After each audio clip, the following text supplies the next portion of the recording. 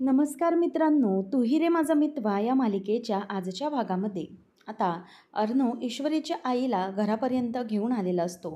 त्याच वेळेला अर्णव बॅग पुढे घेऊन येत असतो आणि ईश्वरीच्या आईला कोणाचा तरी फोन येतो. त्याच वेळेला अर्णव दरवाज्यावर येऊन उभा राहिलेला असतो. ईश्वरीची आई फोनवर बोलत असते. तिच्या बाबांचा फोन येतो आणि ती म्हणते की हो हो, हे बघा मी आत्ताच पोचलेले आहे, नका काळजी करू, मी अगदी व्यवस्थित पोचलेले आहे आणि हो, नका घाबरू, मी तुमच्याशी नंतर बोलेन. हो, रात्री आपण निवांत बोलूया, असं म्हणून ती फोन ठेवते आणि म्हणते की हे बघा आत्ताच मी दरवाजापाशी पोचली आहे, अजून मुलींना भेटले पण नाही आहे, असं म्हणून ती आता पुढे पुढे चालत येत असते. त्याच वेळेला आता ती तिथेच उभी असत असताना अर्णव हा पटकन दरवाजाजवळ येतो, तिथेच बॅग ठेवतो आणि दरवाजा वाजवतो. तेवढ्यातच आता ईश्वरी दरवाजा उघडते आणि जोरात सरप्राईज असं ओरडते आणि मग तिने ओरडल्याबरोबर आता इथे नम्रता जी असते ती ब्लास्ट करते आणि इथे ईश्वरी गुडघ्यावर टेकून आईसाठी तिच्या म्हणजे पुष्पगुच्छ घेऊन उभी असते. त्यावेळेला तिने डोळे बंद केलेले असतात आणि ती ढंट्याढ्यान असं जोरात ओरडते. तेव्हा अर्णव हे सगळं बघितल्यावर त्याला प्रचंड आश्चर्याचा धक्काच बसतो. तो ईश्वरी अशी का बघते असा विचार करत असतो. त्यावेळेला आता ईश्वरी म्हणते की वेलकम टू होम, आपलं खूप खूप स्वागत आहे, सुस्वागतम, असं म्हणून आता ती जोरात ओरडते. त्यावेळेला अर्णवला असं वाटतं की ईश्वरीने ते सगळं जे काही केलं आहे ते फक्त अर्णवसाठीच केलं आहे, म्हणून आता ते सगळं पाहून तोही खूप खुश झालेला असतो. ईश्वरी म्हणते की घे ना आई, आणि असं म्हणून आता ईश्वरी ते हातात द्यायला जाते आणि अर्णव देखील ते घेतो आणि तुमचं खूप खूप स्वागत, सुस्वागतम, असं म्हणते आणि नंतर अर्णव त्या फ्लॉवरच्या त्या गुच्छाकडे बघतच राहतो. आणि तेवढ्यातच ईश्वरी डोळे उघडते आणि डोळे उघडल्यानंतर ईश्वरीला प्रचंड धक्काच बसतो. कारण तिथे ईश्वरीची आई नसते, तर तिथे अर्णव उभा असतो. आता त्याला समोर पाहिल्यानंतर ईश्वरीला धक्काच बसतो. मग आता ईश्वरी म्हणते की तुम्ही, आणि नम्रतालाही कळतं की आपलं जे काही सरप्राईज होतं ते कदाचित वाया गेले. आता ईश्वरी त्याच्याकडे तुम्ही असं बघत राहिल्याबरोबर अर्णवचं लक्ष त्या फ्लॉवरच्या म्हणजेच त्या फ्लॉवर्सकडे असतं. तेवढ्यातच ती आता बघते आणि म्हणते की अर्णव सर, तुम्ही तुम्ही इथे काय करताय, असं ती त्याला आता विचारते. आणि नंतर अर्णव तिला काहीच उत्तर देऊ शकत नाही. ईश्वरी म्हणते की काय केलंत काय तुम्ही हे सर, माझं सगळं सरप्राईज वाया गेलं, असं म्हणून ती जोरात त्याच्यावरतीच ओरडते आणि रागाने त्याच्याकडे बघत असते की तुम्ही ते कसे काय आलात. आणि मग अर्णव तिच्याकडे बघतच राहिलेला असतो. त्याला काहीच बोलता येत नाही. आई देखील आलेली नसते म्हणून तो गप्प उभा असतो. तेव्हा मग आता ईश्वरी ही पटकन लाईट्स ऑन करते आणि म्हणते की काय आहे हे सर, तुम्ही इथे अचानक कसे काय आलात सांगा ना, माझं सगळं सरप्राईज आणि प्लॅनिंग वाया गेलं, शिवाय माझं जे काही होतं ते सगळे सरप्राईजचं एंड होऊन गेलं होतं, डेट झालं आहे सगळं, असं ती बोलून दाखवते. त्याच वेळेला इथे आता हे अर्णव ऐकतो आणि त्याला याचा रागच येतो. तेवढ्यातच तिथे आता नम्रताची आणि ईश्वरीची आई येते आणि ती आल्याबरोबर म्हणते की अरे हे काय, तुम्ही अजून इथे दरवाजातच उभे आहात. त्यावेळेला मग ईश्वरी पटकन तिला विचारते की आई, अगं तू यांच्याबरोबर आली आहेस, तेव्हा मग अर्णव सरांबरोबर, असं पटकन ती विचारते. त्याच वेळेला मग आता ईश्वरीला ती म्हणते की हो, हेच मला घेऊन आले आहेत. आता हे ऐकल्यावर मात्र ती तिथल्या तिथे गप्प बसते. तिची चूक झाली म्हणजे उगीचच अर्णवला ती परत एकदा एवढं बोलली असं तिला वाटायला लागतं. आणि तेवढ्यातच आता इथे ईश्वरीची आई म्हणत असते की अहो, तुम्ही इथे दरवाजातच कशाला उभे आहात, चला ना आत, चला ना, असं ती त्यांना आता रिक्वेस्ट करायला लागते. आणि मग त्याच्या हातातल्या ज्या बॅग असतात त्या बॅग ती ईश्वरीकडे आणि नम्रताकडे देत म्हणते की ह्या बॅग पोरींनो आतमध्ये घेऊन चला. आणि मग अर्णव हा तिथेच उभा असताना ईश्वरीची आई म्हणते की चला ना, तुम्ही आता इथपर्यंत आलाच आहात तर आत पण चला, असं म्हणून त्याचा हात ती आता अगदी प्रेमाने धरते आणि त्याचा हात धरून ती आता त्याला आतमध्ये घेऊन येत असते. कोणीतरी इतक्या वर्षांनी इतक्या प्रेमाने आईच्या मायेने आपुलकीने आपल्याबरोबर वागतं हे पाहून अर्णवला खूप बरं वाटतं. आणि म्हणूनच आता ईश्वरीच्या आईला काहीही न बोलता तो गुपचूप आतमध्ये आलेला असतो. ईश्वरीची आई त्याला घेऊन येते आणि म्हणते की या या बसा. तेव्हा मग तो म्हणतो की ॲक्च्युली मला जरा घरी घाईच होती, परंतु काही नाही हो बसा, असं ईश्वरीची आई त्याला बोलते. तो बसायला देखील जात असतो. तेवढ्यातच ईश्वरी म्हणते की अगं आई, यांचं काय आहे ना, हे नेहमीच घाईतच असतात, असं म्हटल्यावर आता बसत असलेला अर्णव पुन्हा उभा राहतो. मग ईश्वरी म्हणते की काय झालं आई, तेव्हा मग ईश्वरीची आई विचारते की काय गं, तुमची एकमेकांना चांगलीच ओळख दिसते आहे. तेव्हा मग आता ईश्वरी म्हणते की अगं आई, मी तुला सांगितलं होतं ना, माझ्या ऑफिसचे म्हणजेच बॉस, मी तुला सांगितलं होतं ना अर्णव सर. तेव्हा मग ईश्वरीच्या आईला लक्षात येतं. ती म्हणते की ओ अच्छा, थांब. मग आता ईश्वरीला ती गप्प करत म्हणते की तुम्ही बसा, प्लीज बसा, असं म्हणून ती त्याला आता बसायला सांगते. आणि म्हणते की खरंच तुमचे आज खूप खूप उपकार झाले माझ्यावर. तुम्ही आज मला इथे आणून सोडलंत, इथे पोचवलंत खरंच. तेव्हा मग आता अर्णव काहीच बोलत नाही आणि त्या दोघी जणी आश्चर्याने बघतच राहतात. मग ईश्वरीला आणि नम्रताला ती सांगते की अगं काय ना, मगाशी मी येत होते ना, त्यावेळेला मला अगं यांनी इथे सोडलं. मी एका प्रॉब्लेममध्ये अडकले होते. तेव्हा मग दोघी म्हणतात की काय झालं, नक्की काय झालं होतं? तेव्हा तिची आई म्हणते की मी ते सगळं तुम्हाला नंतर सांगते काय घडलं ते. परंतु यांनी मला तिथून सोडवलं आणि इकडे घरी आणून सोडलं. इतकी सगळी मदत केली त्यांनी माझी. असं आता खरंच खूप ते चांगले आहेत, असं ती बोलून दाखवते. तेव्हा त्याच वेळेला मग आता ईश्वरी ईश्वरी तुमची माझ्याजवळ प्रत्येक वेळेला गोष्ट सांगत असते. म्हणजे तुमच्याबद्दल प्रत्येक वेळेला ती सांगत असते, असं आता ईश्वरीची आई बोलते. त्यावेळेला मग आता अर्णव त्यावर बोलतो की अच्छा, म्हणजे ईश्वरीने माझ्याबद्दल तुम्हाला सांगितलं, याचा अर्थ ईश्वरीच्या मनामध्ये जी माझी इमेज आहे तीच तुम्हाला तिने सांगितली असेल, बरोबर ना? असं आता तो बोलून दाखवतो. त्यावेळेला मग ती म्हणते की अहो, तिने उलटं तुमचं कौतुकच केलेलं आहे. तुम्हाला माहिती आहे का, ती प्रत्येक वेळेला मला सांगत असते की माझ्या ऑफिसमधले अर्णव सर आहेत ना, ते प्रत्येक वेळेला मला सांभाळून घेतात. तुमचं खूप कौतुक करते ती. माझ्या ऑफिसमधले बॉस खूप चांगले आहेत. माझ्याकडून कितीही काहीही चुका घडल्या ना, की तरीही प्रत्येक वेळेला ते मला सांभाळून घेतात. असं सगळं तुमचं कौतुकच करत असते ती. असं म्हणून आता ईश्वरीची आई सगळं काही अर्णवला बरं वाटावं म्हणून सगळं खोटं-खोटं सांगत असते. त्यावेळेला मग इथे अर्णवला आश्चर्याचा धक्का बसतो की ईश्वरी माझ्याबद्दल इतकं सगळं चांगलं-चांगलं स्वतःच्या आईला सांगते. मग आता इथे लगेच पुढे ईश्वरी म्हणते की अर्णव सर, सॉरी ॲक्चुअली तुम्ही माझ्या आईला मदत केली तरीही मी तुम्हाला इतकं सगळं बोलले. तेव्हा तो इट्स ओके ईश्वरी, असं तिला बोलून दाखवतो.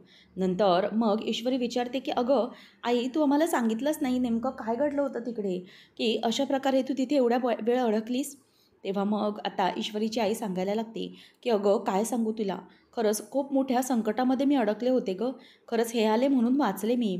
तुला माहिती आहे, जेव्हा मी त्या इंदोरच्या बसमधून उतरले ना, त्यावेळेला पोलिसांनी मला पकडलं होतं. तेव्हा ईश्वरी आणि नम्रता म्हणतात की काय, पोलिसांनी पकडलं होतं? आता ईश्वरीच्या डोळ्यामध्ये पाणीच यायला लागतं. आणि मग ईश्वरीची आई सांगते की अगं हो, पोलीस तिथे होते आणि त्यांनी मला माझ्यावर आरोप टाकला की तिथे अंमली पदार्थांची तस्करी होती आणि त्या तस्करीमध्ये त्यांनी मला अडकवण्याचा प्रयत्न केला होता. परंतु हे आले आणि यांनी मला अगदी योग्य वेळेवर वाचवलं. त्यावेळेला घडलेला सगळा प्रसंग तिची आई सांगायला लागते की पोलीस आले आणि ते माझ्यावर आरोप करायला लागले की सरळ तुम्ही पोलीस स्टेशनमध्येच चला, असं मला म्हणायला लागले. त्यावेळेला अर्णव सर आले आणि त्यांनी विचारलं की तुम्ही कुठल्या बेसिसवर यांना अटक करताय. शिवाय ते पोलीस काही ऐकायला तयार नव्हते. तेव्हा अर्णवने पोलिसांना म्हणजेच ACPना फोन लावलेला असतो आणि जे काही बोलायचं आहे ते तुमच्या सरांशीच बोला, असं म्हणून त्यांच्याजवळून आता त्यांनी फोन काढून घेऊन फोन लावलेला असतो. त्याच वेळेला नेमकी आता पोलीस घाबरतात आणि तिकडून पळ काढतात. नको, ACP सरांना फोन नका लावू, असं सगळं बोलतात. त्यावेळेला मग आता ईश्वरीची आई म्हणते की योग्य वेळेवर हे आले गं, नाहीतर मला माहीत नाही आज माझ्यासोबत काय अनर्थ घडला असता. खरंच मला यावेळेला पोलीस स्टेशनला असावं लागलं असतं. काय करावं मला काही सुचलं नव्हतं गं. मी एकटी तिथे वेड्यासारखी उभे होते आणि बरोबर यावेळेला हे आले आणि त्यांनी इतक्या लोकांमधून फक्त ह्यांनीच मला मदत केली. असं सगळं आता ती सांगायला लागते आणि रडत असते. तेव्हा ईश्वरीची आई, ईश्वरी आणि नम्रता तिघीजणी रडत असतात. अर्णवच्याही डोळ्यामध्ये अगदी पाणी आलेलं असतं. तेव्हा ईश्वरी अर्णवसमोर हात जोडते आणि म्हणते की सर, खरंच तुमचे खूप खूप उपकार आहेत की तुम्ही माझ्या आईला त्यावेळेला सोडवलंत. खरंच खूप खूप थँक्यू. माझी आई अडकली होती, परंतु जर तुम्ही सोडवलं नसतं तर आज काय झालं असतं. म्हणून सर तुमचे खूप आभार आहेत आज, असं म्हणून ईश्वरीही त्यांना हात जोडते. त्यानंतर मग तो म्हणतो की मिस इंदोर, या सगळ्याची काहीही गरज नाही आहे. जर याच्या जागी कोणाची आई असती तर मी हेच केलं असतं. आई आहे ती शेवटी आणि कुठल्याही आईला संकटात मी असं पाहू शकत नाही. त्या आईची मदत करणं हे माझं मनातच असतं, म्हणून मी कधीही कुठल्याही प्रकारे कोणालाही अशा प्रकारे कुठल्याही आईला एकटं सोडू शकत नाही, असं सरळ आता अर्णव हा बोलून दाखवतो. आणि ते वाक्य ऐकल्यावर ईश्वरीला वाईट वाटतं आणि तिला मनातून माहीत असतं की अर्णवची आई नाही आहे आणि म्हणूनच अर्णव या जागी खूप डिस्टर्ब झालेला असतो आणि त्याच्या मनामध्ये खूप असं वाईट दुःख दाटून आलेलं असतं आपली आई नसल्याची. नंतर मग अर्णव त्या सगळ्या गोष्टीला शांत करण्यासाठी म्हणतो की तुम्हाला माहिती आहे का मिस इंदोर आणि आई, आता इथे पुढे काय होणार आहे? इथे ना आता या चाळीमध्ये काय पूर येणार आहे. तेव्हा मग सगळेजण बघायला लागतात की आणि म्हणतात की काय पूर? तेव्हा मग तो म्हणतो की हो, मग तुम्ही सगळेजणी तिघीजणीही इतक्या रडताय आणि थोड्या वेळातच इथे अश्रूंचा बांध फुटणार आहे आणि इथे पूर येणार आहे. असं म्हटल्यावर त्या तिघीजणीही पुन्हा एकदा हसायला लागतात आणि अर्णव त्यांना शांत करतो.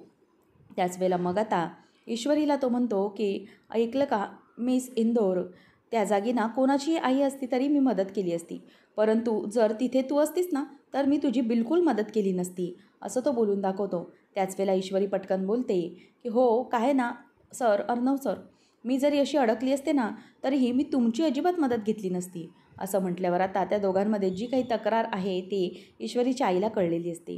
आता अर्णव म्हणतो की चला मी निघतो, ऑलरेडी मला खूप उशीर होतो आहे, घरी जायचं आहे.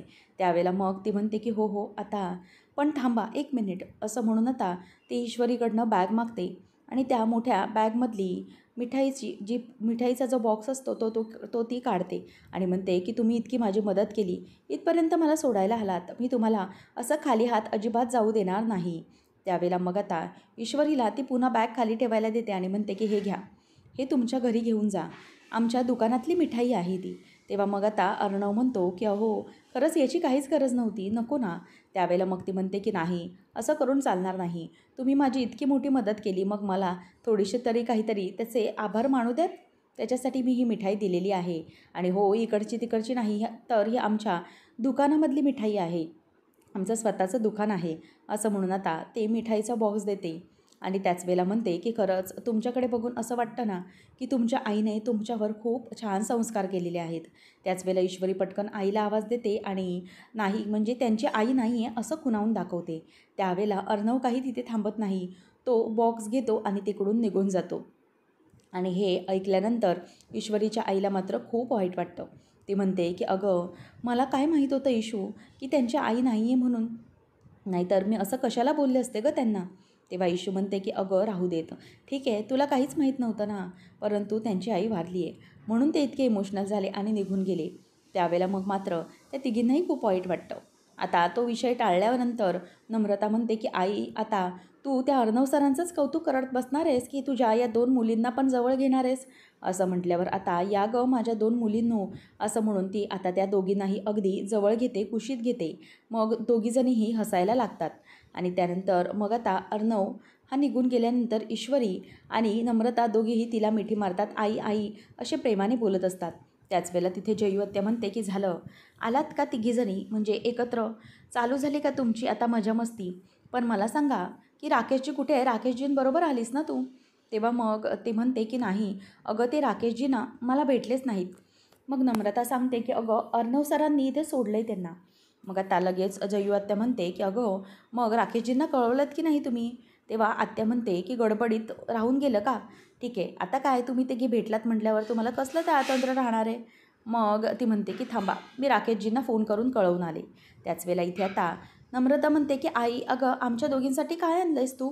तेव्हा ती म्हणते की आधी ना हा सगळा जो काही पसारा आहे ना, तो पसारा आधी आवरायचा, मग त्याच्यानंतर मी तुम्हाला दाखवणार की मी तुमच्यासाठी काय आणलं आहे ते.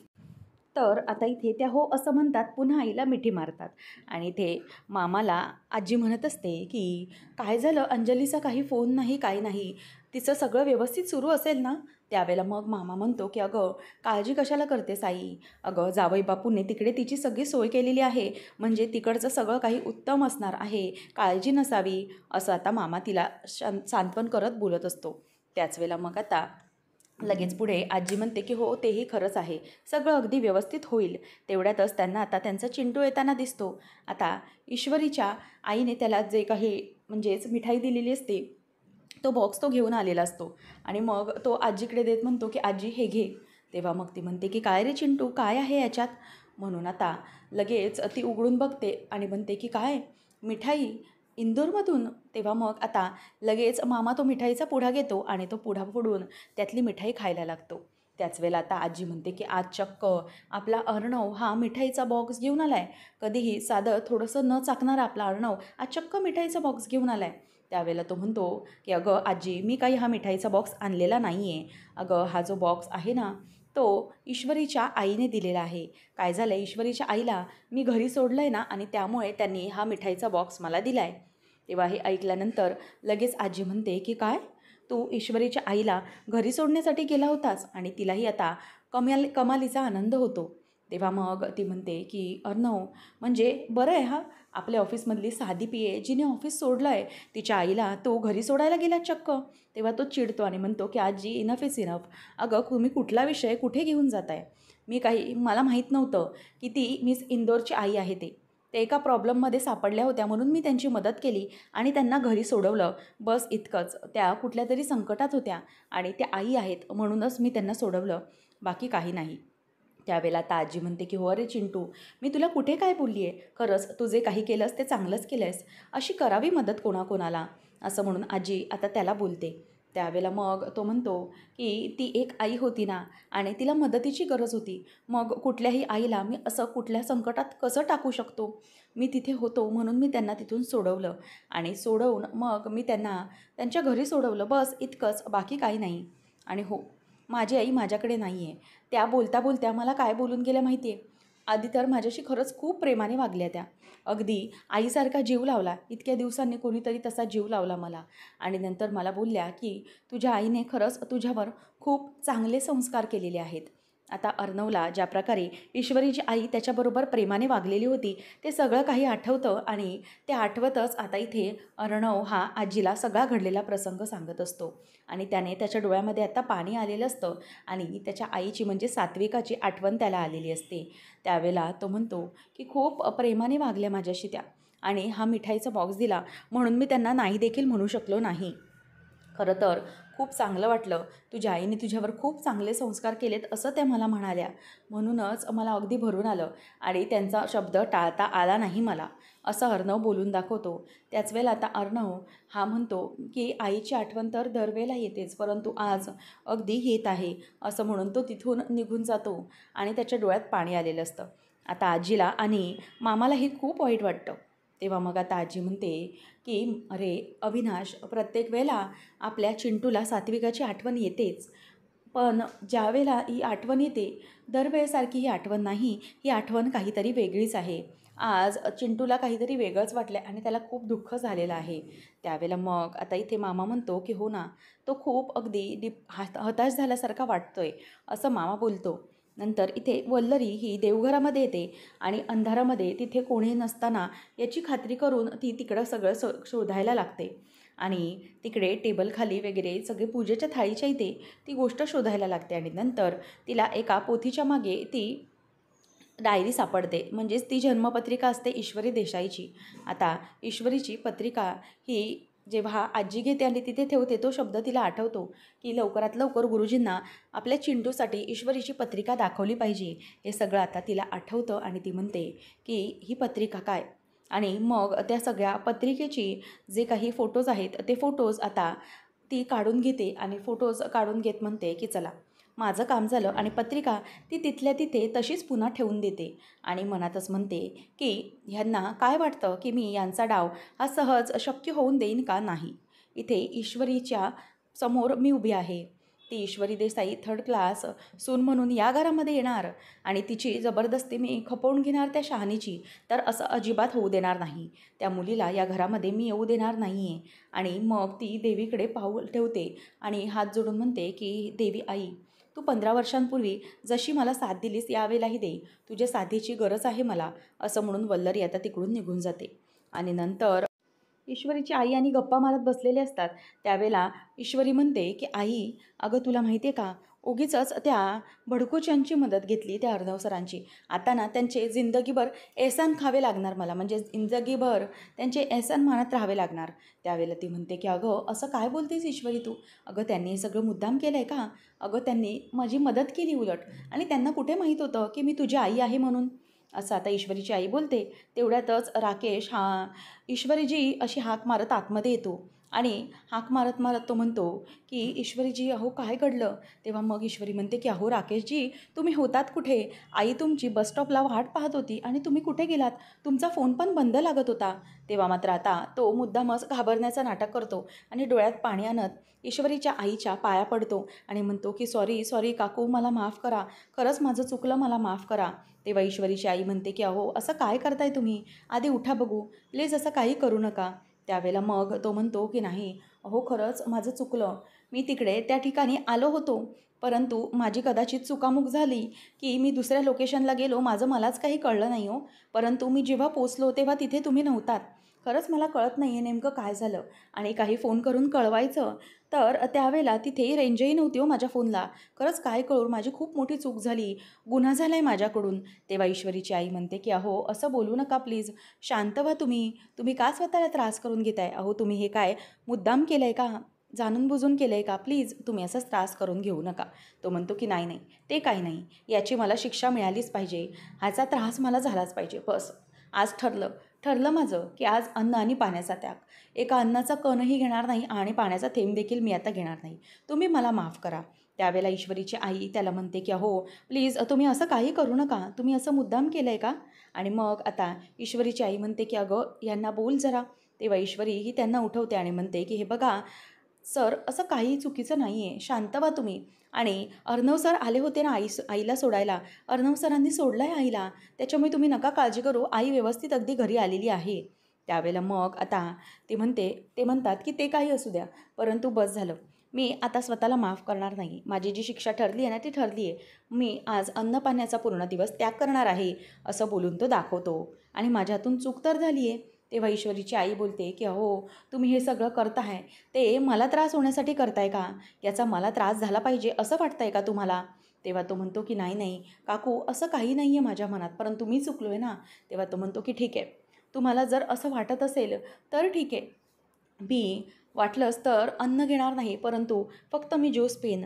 ठीक आहे नम्रताजी. फक्त मी ज्यूस पिणार आहे मला आज जेवण नको. असं तो आता बोलून दाखवतो. तेव्हा ती म्हणते की अहो याचे तरी काय गरज आहे. तेव्हा तो म्हणतो की नाही नाही याचा पश्चाताप झालाच पाहिजे मला. खरं तर आता ती म्हणते की तुम्ही असं करावं माझी अजिबात इच्छा नाही आहे हो. तेव्हा राकेश म्हणतो की खरंच तुम्ही इतके प्रेम लावता, इतकी माया करता. जर तुमच्यासारखी प्रेम करणारी आई माझ्याजवळ असली असती तर किती बरं वाटलं असतं. असं तो बोलून दाखवतो. आणि त्याच वेळेला मग ईश्वरी अहो राकेशजी असं बोलते. तेवढ्यातच तो काही न बोलता तिथून निघून जातो आणि म्हणतो की नाही नाही मला हे सहनच होणार नाही. असं म्हणून तो आता बाहेर निघून जातो आणि मुद्दाम तिथे उभा असतो आणि स्वतःचे मुद्दामच डोळे पुसून दाखवत असतो. त्यावेळेला ईश्वरीची आई विचारते की अगं असे काय येथे. तेव्हा ईश्वरी म्हणते की अगं असेच आहेत ते आई. राकेशजी ते बात पे इमोशनल होतात. तेव्हा आई म्हणते की इमोशनल म्हणजे. तेव्हा लगेच राकेश तिथे उभा राहून ऐकत असतो आणि नम्रता म्हणत असते की आई अगं काय ना हळवे आहेत ते. असेच वागतात ते कधी कधी. असं म्हटल्यावर आता त्या दोघीही तिथे गपचूप उभ्या असतात आणि राकेश मात्र तिथून आता आनंदात निघून चाललेला असतो. तर इकडे अर्णव हा स्टोर रूममध्ये आलेला असतो आणि स्टोर रूममध्ये आल्यानंतर तो काहीतरी गोष्टींचा शोध घ्यायला लागतो.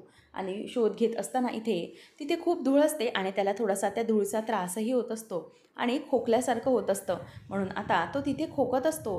त्याच वेळेला आता अर्णवला एक जुनी पेटी असते. ती पेटी सापडलेली असते आणि ती पेटी तो आता समोर ठेवतो आणि त्या पेटीमधून तो उघडतो तर त्याच्यामध्ये काही डायरी असतात आणि मोठे रजिस्टर देखील असतात. तेव्हा हे सगळं जाता जाता वल्लरी बघते आणि वल्लरी म्हणते की हा अर्णव आता स्टोरूममध्ये काय करतोय. त्यावेळेला जेव्हा तो स्टोरूममधलं एक पेटी उघडतो त्यावेळेला तिथून वल्लरी घाबरते आणि म्हणते की हा काय करतोय. जर याच्यामध्ये त्याला काही फोटो आणि सुषमाचे ते डिटेल्स सापडले तर काय करणार. असं म्हणून आता ती पूर्णपणे घाबरलेली असते. काय करावं हे तिला त्यावेळेला काहीही सुचत नाही. तर आता पुढच्या भागामध्ये आपल्याला पाहायला मिळणार आहे की ईश्वरीची आई ही ईश्वरीच्या गळ्यामध्ये लॉकेट घालते आणि लॉकेट घालून तिला म्हणते की ईशू हे बघ हे लॉकेट तुझ्यासाठी आहे. आजपासून तुझ्या गळ्यात हे लॉकेट नेहमी ठेवायचं तू. आणि ही सगळी तुझ्या आईबाबांची आठवण आहे आणि ही आठवण नेहमीप्रमाणे तुला जपायची आहे. आणि हे लॉकेट सदैव तुझ्यासमोर असंच ठेवायचं आहे, असं ईश्वरीची आई तिला बोलते. आणि तिच्याबरोबर ती आता बसलेली असते आणि दोघीजणही प्रेमाने अगदी गप्पा मारतात. आणि आता ना इशू, हे लॉकेट तुझ्या गळ्यामधून अजिबात काढू नकोस. तुझ्या आईबाबांचं हे प्रेम आहे ना तुझ्यासाठी, हे असंच तुझ्या गळ्यात कायम ठेवायचं आहे, असं ईश्वरीची आई तिला बोलते. आणि हे बघून ईश्वरीच्या डोळ्यामध्ये आता पाणी आलेलं असतं आणि ईश्वरी पटकन आपल्या आईला मिठी मारते. आणि इशूला देखील तिची आई आता जवळ घेते. नंतर अर्णवला आता आजी म्हणते की हे बघ अर्णव, एक काम कर, त्या ईश्वरीच्या आईने तुला मिठाई पाठवली ना, मग त्यांनी काहीतरी पाठवलं तर मग आपल्यालाही काहीतरी दिलं पाहिजेच ना, म्हणून हे घे, हे ना तू त्यांच्या घरी घेऊन जा.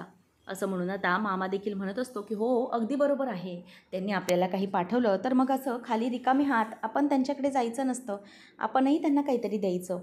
म्हणून आता आजी देखील त्याच्या हातामध्ये ते देते आणि मग अर्णवला म्हणते की हे घे, हे त्यांच्यासाठी घेऊन जा. तेव्हा आता अर्णव हा गप्प उभा असतो आणि त्याला तिकडे जाण्याची अजिबात ॲक्च्युली इच्छा नसते, परंतु आजीमुळे त्याला तिकडे आता जावं लागत असतं. नंतर आता लावण्याला हे सगळं कळलेलं असतं आणि लावण्य म्हणते की काही झालं तरीही ARला मी ईश्वरीच्या घरी काही झालं तरीही पोचू देणार नाही. जे काही कोणाच्या मनात चाललेलं आहे ना, ते कोणाची इच्छा मी पूर्ण होऊ देणार नाही.